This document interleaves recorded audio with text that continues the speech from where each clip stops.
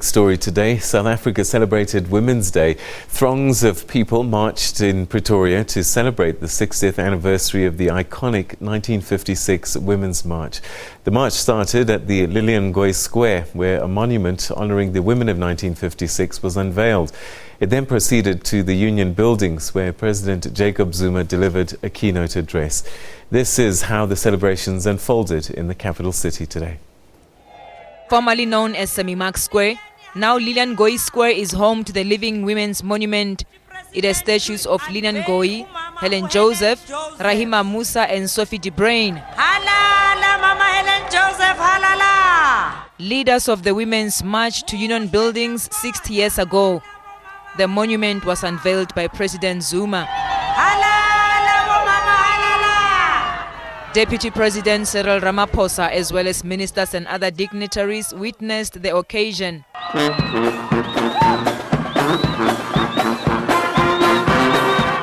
This was followed by a colorful event marked by pomp and flair.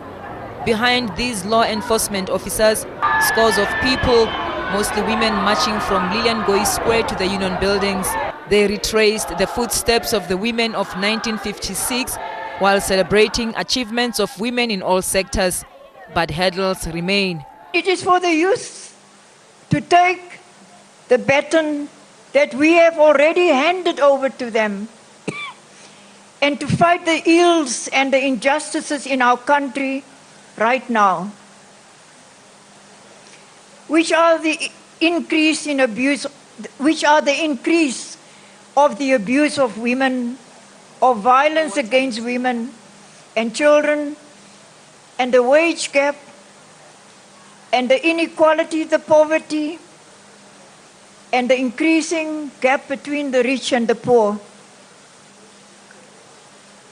And it should not take us so many years to transform. We are still struggling as a women, still inequality. We have what we have now because women fought for us as young women. We are learning from them. I'm showing to support them and to encourage them to work hard to get education in order to get into the parliament. Whilst some women believe one day a year doesn't suffice to make a difference in the world, Women's Day is specially set aside to honor their role in society. Mulimo wa Onemotwa, SABC News, Pretoria.